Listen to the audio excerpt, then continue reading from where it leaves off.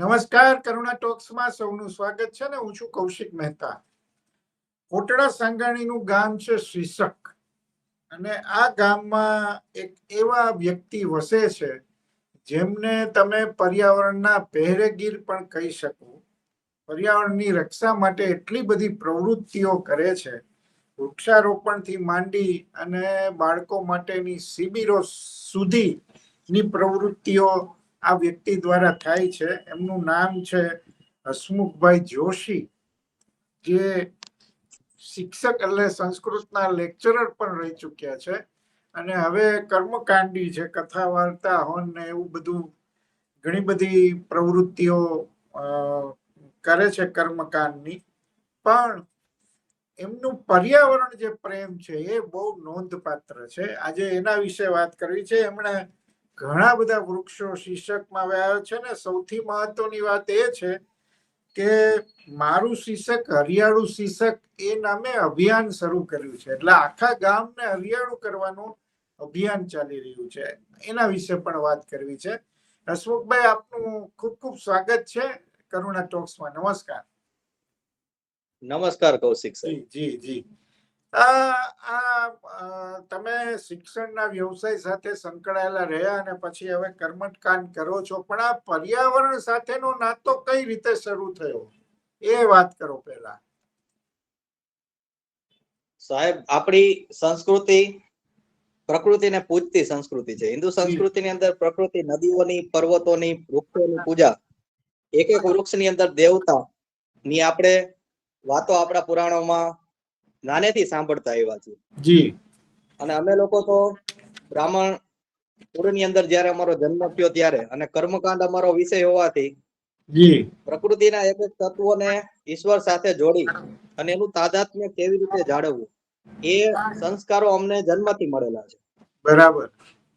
એટલે આ કાર્યની અંદર આમ તો જ્યારથી અમે સમજવા શીખ્યા ત્યારથી પ્રકૃતિનો પ્રેમ, વૃક્ષની અંદર છોડમાં રણછોડ, વાહ, એ ભાવે દરેક વૃક્ષને અમે પૂજતા થયા. કારણ કે નાનપણથી શિવાલય જવાનું થયું, બિલીપત્ર ભગવાનને અર્પણ કરવાનું હતું, તો બિલીપત્રને તોડવાનું થાય ત્યારે પણ બિલીના વૃક્ષને પગે લાગીને એમની પાસેથી રજા લઈને એનું પાંદ અમે તોડતા. તમે હસમુખભાઈ નવરંગ નેચર ક્લબ સાથે પણ જોડાયેલા છો. એ નાતો બાલા સાહેબ સાથે કઈ રીતે શરૂ થયો એના વિશે વાત કરો. બાલા સાહેબ જયારે હિંગોળગઢમાં રેન્જ ફોરેસ્ટ આરએફઓ હતા, રેન્જ ફોરેસ્ટ ઓફિસર, એ વખતે બાલા સાહેબની પ્રવૃત્તિ અકીલાના આપના માધ્યમથી, અકીલાના માધ્યમથી સતત એમની પ્રવૃત્તિ વિશે વાંચવાનું થતું. ફૂલછાપ પણ સમયે સમયે એમની પ્રવૃત્તિ જે કઈ કરતા એની નોંધ ફૂલછાપમાં પણ હોય. ફૂલછાપ મારું પ્રિય અખબાર છાપું, એટલે સતત મારી ઘરે પણ ફૂલછાપ આવે, અને ફૂલછાપના કારણે એમની સાથે સતત જોડાવાનું થયું. એમાં એમના એક નંબર, ફોન નંબર કોઈ પ્રવૃત્તિના હિસાબે એમને મળવાનું થયું. અમારા શિક્ષક પ્રાથમિક શાળા જે છે એમના એસએમસી એટલે કે શાળા વ્યવસ્થાપન સમિતિનો હું આજીવન માનદ સભ્ય છું. એટલે સ્કૂલની કોઈ પ્રવૃત્તિ અંતર્ગત બાલા સાહેબ સાથે વાત થઈ કે અમારે એક શિબિર કરવી છે, તો તમે આવો. એમને કીધું કે હા, હું આવીશ. પહેલી વખત બાલા સાહેબ એ માટે આવ્યા. પછી એમને લોકોમાં અંધશ્રદ્ધા નિવારણ માટેનો કાર્યક્રમ અમારા ગામની અંદર કાળી ચૌદસના દિવસે કરેલો. ચેતો કાર્યક્રમ લોકોને આજે અંધશ્રદ્ધાથી દૂર કરવા માટે, અને લોકોમાં ખરેખર શ્રદ્ધા ઉત્પન્ન કેવી રીતે થાય, અને લોકો આવા કુરિવાજોને કેવી રીતે ત્યાગે, એના માટે બાલા સાહેબે એક કાર્યક્રમ અમારા ગામમાં કરેલો. વૃક્ષારોપણ માટેની પ્રેરણા આમ તો નવરંગ નેચરલ ક્લબે જ અમને આપેલી. આજે વૃક્ષો અમારે જયારે પણ જોતા હોય, હમણાં ચોમાસું આવશે એટલે 1000 વૃક્ષોનો સંકલ્પ લઈને અમે દર વર્ષે બેઠા હોઈએ છીએ. બરાબર. આ મારું શીર્ષક હરિયાળું શીર્ષક સ્લોગન અંતર્ગત અમે લોકો 1000 વૃક્ષો દર વર્ષે ગામમાં લઈ આવીએ, અને જુદા જુદા ખેડૂતોને અમે આપીએ, અને એમને કઈક આની અંદરથી આ વૃક્ષો વાવો.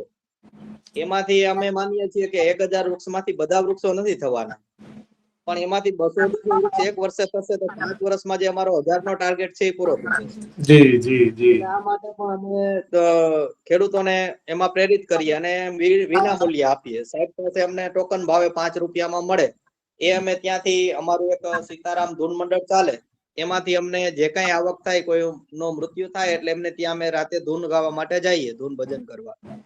એટલે એ લોકો અમને જે કઈ આપે રકમ, એમાંથી અમારું આ બધું સંચાલન ચાલે. તો ઉદ્દેશ્ય પહેલાથી સાંસ્કૃતિક અને સામાજિક કોઈ કામ ન કરતો હોય એવી વસ્તુની અંદર અમે કામ કરીએ, અને બાળકોથી માંડી અને વૃક્ષો સુધી બધા કામ અમારે થતા હોય છે અમારી ત્યાં. પણ મને લાગે છે તમે ગામનું જે સ્મશાન છે એ જરાક બંજર જેવું હતું ને પછી એને લીલુંછમ કરી દેવાનું અભિયાન પણ ઉપાડેલું ને બહુ સફળતા મળી, એના વિશે વાત કરી. હા સાહેબ, અમે જયારે સ્મશાનની ત્યાં સ્થાપના થઈ એટલે કે અમારું સ્મશાન પેલા એક અલગ જગ્યાએ હતું, ત્યાંથી લઈ અને અમે બીજી જગ્યાએ સ્મશાન બનાવ્યું. એટલે એ બનાવ્યું 2011 ની અંદર. જી 2011 માં જયારે સ્મશાન બનાવ્યું એટલે સરકારે એના તરફથી થોડા વૃક્ષો ખાડા કરી અને વાવી ગયા એ લોકો, પણ એમાં કઈ જાળવણીનો અભાવ ને કઈ એવું થયું નહીં. એટલે પેલા અમે એક ટીમ બનાવી, જી, અને ટીમની અંદર 7 વાર અને 7 વ્યક્તિની નિમણૂક કરી કે ભાઈ દરેક જણાએ એક દિવસ ત્યાં જવાનું અને વૃક્ષોને પાણી આપવાનું. બરાબર. એટલે એમ કરી અને એ અમારું 1 વર્ષ સુધી એ ગ્રુપ સારું ચાલ્યું. પછી એમાંથી અમે મુક્તિધામ વિકાસ મંડળની એક સ્થાપના કરી કે જેની અંદર અમે સભ્યોની સંખ્યા વધતી ગઈ, અમારું કામ જોઈને બીજા જોડાતા ગયા, અને ધીમે ધીમે એક આખું ગ્રુપ તૈયાર થયું, મુક્તિધામ વિકાસ મંડળ. કે જે સ્મશાનની અંદર આ જે વૃક્ષો હતા, 300 વૃક્ષો અમે શરૂઆતમાં વાવેલા હતા ત્યાં. પછી ત્યાં પાણીનો એક બોરવેલ કરી અને એની અંદરથી ડ્રીપ ઇરિગેશન પદ્ધતિથી દરેક વૃક્ષની બાજુમાં ટીપા પદ્ધતિથી વૃક્ષોમાં પાણી મળી રહે એટલા માટેની આખી વ્યવસ્થા જળવાઈ ગઈ. પણ ઉનાળામાં સાહેબ પાણીની થોડી તકલીફ રહી, અને બોરમાં પણ પાણી એટલું બધું કઈ ખાસ ચાલ્યું નહીં. એટલે ગામથી દૂર પંચાયતનો એક ગાર 100 ફૂટના અંતરે હતો, ત્યાંથી પાઇપલાઇન દ્વારા પાણી પહોંચાડી અને રાતે પણ અમે 10-11 વાગ્યા સુધી આખું ગ્રુપ ત્યાં મથીએ, અને એ સ્મશાનને અત્યારે હરિયાળું બનાવીને એટલું સરસ બનાવ્યું કે એક સમયે માણસો ત્યાં જતા ડરતા કે ત્યાં કેવી રીતે જવું, એના બદલે અત્યારે બાળકો ત્યાં રમવા આવે છે, એની અંદર બેન્ચીસ વગેરે ગોઠવીને સરસ રીતે સ્મશાનને આખું ડેવલપ કર્યું, અને મુક્તિધામ સાચા અર્થમાં એક હરવા ફરવાની જગ્યા બની ગઈ. ગામની અંદર જયારે પ્રવેશ કરો અને પેલા જ શરૂઆતમાં મુક્તિધામ આવે, અને એ જોઈને જ ગામની આખી શોભા એની અંદરથી ખબર પડી રહી કે આટલા બધા વૃક્ષો અને આટલી હરિયાળી, એટલે ગામનો તાગ ત્યાં જ લઈ શકે, અને બહારથી આવેલો મહેમાન છે તરત જ અમારી નોંધ લઈએ. કારણ કે આવા જે પ્રસંગે જયારે કોઈનું મૃત્યુ થાય એ વખતે એમના સગાવાલા આવેલા હોય તો એ વાત કરતા હોય કે ભાઈ અમારા ગામમાં તો સ્મશાનમાં લાકડા અમારે ઘરેથી લઈ જવા પડે, ત્યારે તમારે ત્યાં તો તમે બધી જ વસ્તુની વ્યવસ્થા રાખો છો, એટલે આ સારું. એટલે અમને એમ લાગે કે અમારા કર્મનું ફળ મળ્યું, એટલા વર્ષે એમને એમ લાગે કે સ્મશાન બીજા આમાંથી સારી પ્રેરણા લઈને જાય છે સાહેબ. અને આ જે સીતારામ ધૂન મંડળ છે એ મને બહુ ગમ્યું. એ ક્યાંથી પ્રવૃત્તિ ચાલે છે કે જે તે જગ્યાએ જાય ને પછી એના ફંડ માંથી આ વૃક્ષારોપણની પ્રવૃત્તિ પણ ચાલે? હા સાહેબ, 2019 ની અંદર આ અમે મુક્તિધામની સ્થાપના 2011 માં કરી, પણ પૈસાની થોડી ખેંચ રહેતી, અને આ માટે કોઈ બહુ ફાળો કે એવું આપે નહીં. કારણ કે ધર્મના નામે હજી તમારે ભેગું કરવું હોય, મંદિરો બનાવવા હોય તો બહુ પૈસા થઈ જાય. પણ તમે એમ કહો કે ભાઈ મારે વૃક્ષો વાવવા છે ને એમાં પાણીનું ટેન્કર એક લઈ આવવું છે, પાણી માટે તમે આપો, તો કોઈ એટલા બધા કોઈ તૈયાર ન થાય જલ્દી. એટલે અમે એ વિચાર કરતા કરતા અમે કીધું કે એવી પ્રવૃત્તિ કરીએ કે જેથી કરીને આપણા હાથમાં એક એવું ફંડ રહીએ કે જેની અંદરથી આપણે આવી સેવાકીય પ્રવૃત્તિ કરી શકીએ ને કોઈ સામે હાથ લાંબો કરવો પડે. બરાબર. એટલે એ માટે અમે સીતારામ ધૂન મંડળની સ્થાપના 2019 માં કરી. ઓકે. અને ધૂન મંડળનો એક જ હેતુ રાખ્યો કે સેવાકીય પ્રવૃત્તિ સિવાય બીજી કોઈ પ્રવૃત્તિની અંદર આ પૈસા વાપરવાના થતા નથી. કોઈ એમ કે ભાઈ મંદિરની અંદર જરૂર છે તો અમે એને હાથ જોડીને કહીએ, કોઈ કે ગૌશાળામાં જરૂર છે તો અમે હાથ જોડીને કહીએ કે ભાઈ એના માટે તમને અમે અલગથી ફાળો કરી દેવો, પણ આ પૈસા અમે માત્ર ને માત્ર સેવાકીય પ્રવૃત્તિમાં વાપરવાના છીએ. એમાંથી વૃક્ષોની ખરીદી કરી, બાળકોના પ્રવાસ, જે મજૂર બાળકો સ્લમ વિસ્તાર એટલે કે વાડી ખેતરમાં રહેતા હોય એના પ્રવાસ કરી, એને સ્ટેશનરી બધી પૂરી પાડીએ. વર્ષ ચાલુ થાય એટલે 20-25 બાળકો ભણતા હોય તો એના આખા વર્ષનો જે કઈ ડ્રેસ વગેરેનો ખર્ચો થાય એ પણ એમાંથી જાય. પછી ગામના જે કઈ કામ જે કોઈ ખરેખર કાં તો સરકારે કરવા પડે અથવા પંચાયત કરે, પણ એ સરકાર કે પંચાયત જયારે પૂરતો કામ ન કરી શકે એ વખતે અમારી પાસે એક ફંડ હોય જેથી કરીને અમે એ કામ ત્યાં બહુ સરસ રીતે કરી શકીએ. આ એક હેતુ સાથે સીતારામ ધૂન મંડળની સ્થાપના 2019 માં અમે કરી, અને ત્યારથી માંડીને આજ સુધીની અંદર ખૂબ સરસ પ્રવૃત્તિઓ એની અંદર પણ અમે કરી છે. હમણાં જ અત્યારે છેલ્લા પ્રવૃત્તિમાં હું જયારે નર્મદા આવ્યો એ પહેલા અમે ત્યાં કુંડાનું વિતરણ કર્યું, માટીના કુંડા પાણીના જે હતા એ બરાબર. ઘરે ઘરે વિના મૂલ્યે અમે પહોંચાડ્યા સીતારામ ધૂન મંડળના સહયોગથી. અને પાણીનું એક પરબ એટલે કે કુલર પાણીનું, ઠંડા પાણીનું કુલર લઈ અને ત્યાં એની મૂકી દીધું, જેથી કરીને જાહેર જગ્યાએ માણસોને પાણી મળી રહે, પક્ષીઓને પાણી મળી રહે એટલા માટે.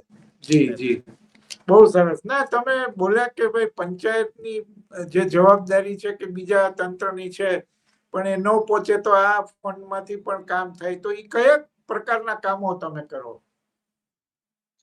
અમે લોકો સાહેબ અમારે ગામમાં શિક્ષક આવવા માટે એકવાર થોડો સમય માટે મોવિયાથી જયારે શિક્ષક આવ્યા ત્યારે રસ્તો કાચો હતો. બરાબર. એટલે ચોમાસું આવે ને એટલે રસ્તો બગડી જાય, એ રસ્તે ચાલી ન શકીએ, અથવા ચાલીએ તો બહુ બધી તકલીફ પડે. એ વખતે જયારે પેલું ચોમાસું આવવાનું હોય ને એ પેલા જ ટ્રેક્ટર દ્વારા માટીકામ કરી અને રસ્તો છે એ સરસ રીતે બનાવી દીધો. આખા 4 મહિના સુધી ચોમાસાના માણસો ત્યાંથી વ્યવસ્થિત ચાલી શકે. એટલે પેલું કામ તો દર વર્ષે અમારું એ હતું કે અમે રસ્તો સારો કરીએ. એ આમાંથી જ ધૂન મંડળના પેલામાંથી થઈ જાય. પછી ગામની અંદર જે ગામના દાખલા તરીકે ગામમાં ક્યાંય સ્વચ્છતાની જરૂર છે તો એની અંદર સફાઈ એટલી બધી થતી નથી, એ વખતે અમે ત્યાં જઈ અને એ બધી વસ્તુ સાફ કરીએ. અમારું મંડળ પણ જાય સાથે. આ સ્મશાનમાં લાઈટ નહોતી તો ત્યાં સુધી લાઈટ પહોંચાડવા માટે, આમ લાઈટ હતી પણ દૂર હતી, ત્યાંથી ત્યાં લઈ આવી છે, તો એના માટે અમે એ બધી પ્રવૃત્તિ કરી કે રોડના કાંઠે જે સ્ટ્રીટ લાઈટ નહોતી તો અમે લાઈટો બધી ફિટ કરી અને સરસ રીતે ત્યાં લાઇટિંગ પહોંચાડ્યું. આ ઉપરાંત ગામની બહાર એક મંદિર છે ખડિયાર માતાજીનું, એ મંદિરની અંદર પણ નાની મોટી જે જરૂરિયાતો હતી એ બધી અમે માત્ર વૃક્ષો વાવ્યા છે અને વૃક્ષોનું જતન કરવા માટે વૃક્ષના ફેન્સિંગ કરવું પડે હતું. થોડીક જે પશુઓની ગંજાળ રહેતી હતી એ વખતે અમે ત્યાં પર્ટિક્યુલર ફેન્સિંગ કરી અને એ વૃક્ષોને મોટા કરી દીધા બધા. એટલે એવી પ્રવૃત્તિઓ એના દ્વારા થાય છે અમારા મંડળ દ્વારા. જે કામ ખરેખર તંત્રએ કરવું જોઈએ તો તંત્ર ન કરે તો અમે આગળ આવીને એ કામ કરતા હોઈએ છીએ. બહુ સરસ. અને આ મારું શિક્ષક, હરિયાળું શિક્ષક, એની શરૂઆત ક્યારથી થઈ? જી સાહેબ, મેં મારું કામ કર્મકાંડનું છે, એટલે કે વિધિ વિધાન કરાવવાનું છે. પછી મને એક વિચાર આવ્યો કે માણસનું મૃત્યુ થાય પછી એની પાછળ જે 12માની વિધિ બધી થાય, અમે વિધિ કરવા માટે મંદિરે જતા હોઈએ છીએ. પછી જે ભાઈ વિધિમાં બેઠું હોય એના મમ્મી કે પપ્પા જયારે ગુજરી ગયા છે, ધામમાં ગયા છે, તો એની પાછળ અલગ અલગ પ્રકારના દાનના સંકલ્પો અમે બ્રાહ્મણો કરાવતા હોય કે એની પાછળ આ દાન કરો, તે દાન કરો. એમાં એક દાનની ઉમેરો કર્યો કે કોઈ પણ ના મમ્મી પપ્પા ગુજરી જાય ને એટલે એની પાછળ એક વૃક્ષ એના નામે વાવવાનું. એનો અમે સંકલ્પ પાણી લેવડાવીને કરાવીએ, હાથમાં પાણી લેવડાવીએ અને સંકલ્પ કરાવીએ કે ભાઈ તું બધું કર કે ન કરી એની જરૂર નથી, નહીં કરી તો પણ ચાલશે, પણ તું તારા મમ્મી અને પપ્પા કોઈના નામે એક વૃક્ષનું વાવેતર તારે કરવાનું, એ વૃક્ષનો નિભાવ કરવાનો.